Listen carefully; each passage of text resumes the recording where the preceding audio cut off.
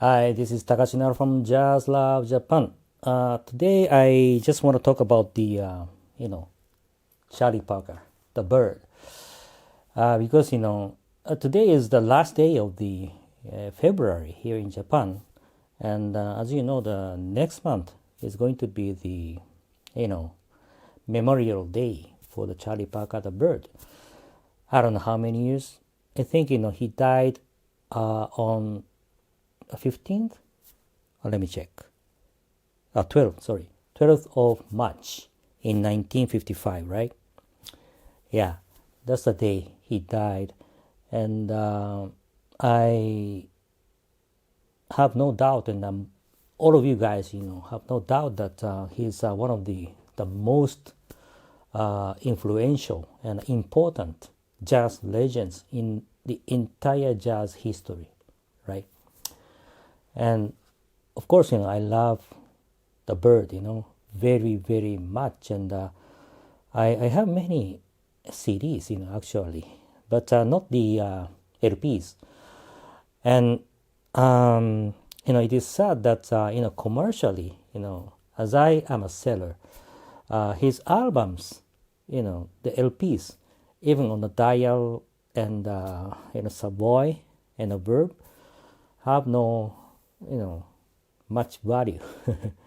Yeah, they don't sell well, at a higher price. I think mainly because of the recording condition that most of the birds, the tracks that he recorded, because his prime time I think is in the 40s, not even the 50s, 40s, in the mid 40s. That's what I should say, right?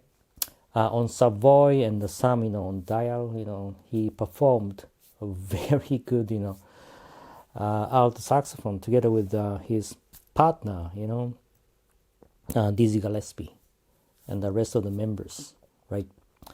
And one of the albums I love the most is, as you know, Jazz at the Massey Hall.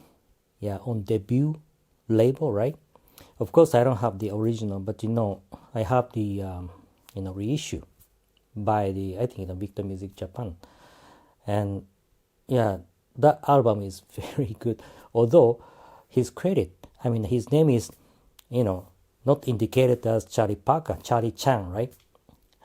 Because of the licensing issue or something like that at that time, and that performance, blew me away, when I first listened to it. Of course, the recording condition is very bad, and also the bass sound by the Charlie Mingus was overdubbed and something, that kind of story, that, right? But even if so, the session there is just amazing, yeah. And the history, I mean the story, sorry, the story behind that session, the live session. Charlie Parker was drunk, and even the Bud Powell on piano, everything was mess. But out of that chaos, they performed amazingly, great. So such a talent, So that's one of the albums of Charlie Parker that I love, and I always think that if Charlie Parker, came in the 50s and teamed up with maybe Blue Note like Alfred Lyon and Rudy Van Gelder, maybe the things would have been changed, right? But that's a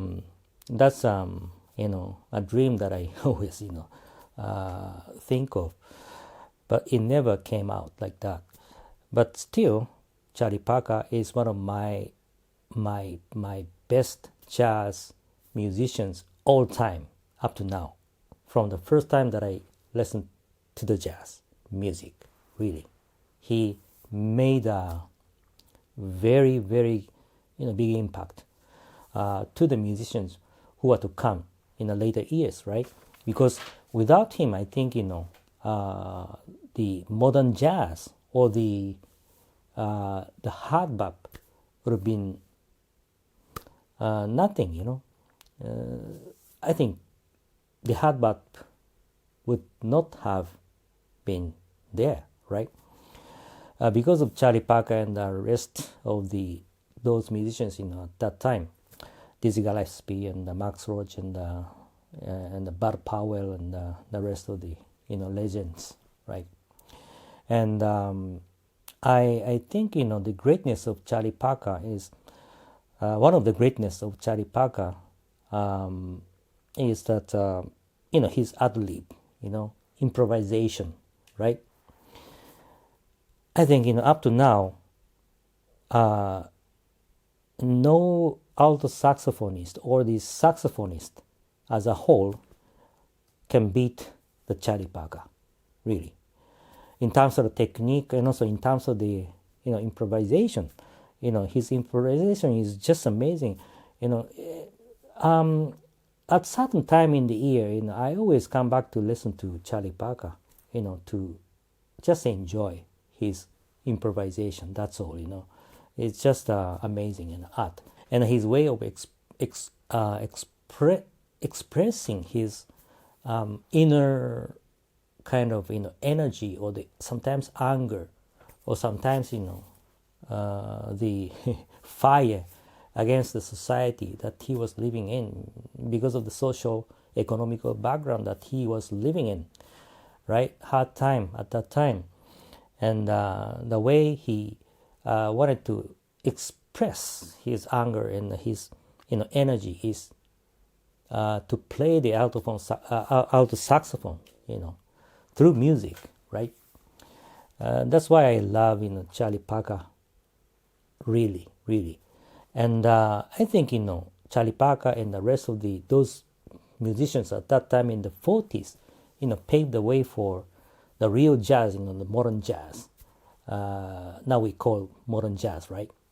Because before that, I think the player in the jazz, like the big band, unless you are the the leader of the band, you cannot be the main cast. Like Duke Ellington, Count Basie, those band leaders, of course they are great, but apart from those band leaders, most of the band members are just sidemen, right? But when it comes to the bebop era, like Charlie Parker, Dizzy Gillespie, and the rest, now I don't think there is no sideman, right? From that point up to now, the jazz becomes like a very unique element that all the session members are the main casts. Like the bassist. Before that, the bassist cannot be a main cast, right? Like a Paul Chambers as a leader. No, it's not happening. In the other categories of music, popular music. That's what I think. Even the drummer, Art Blakey is a main cast, right? Elvin Jones is a main cast, and a trumpeter like Lee Morgan is a main cast, and the saxophonist, and the rest. So that thing is very, very unique in jazz. It cannot happen in a rock and some other popular music categories, right? So that's one thing I love jazz, really, really. And Charlie Parker is the musician who is responsible, for that to happen in the later years. But he died, very, very young, because of his drug abuse and also the alcoholic, thing. That kind of, his reckless lifestyle.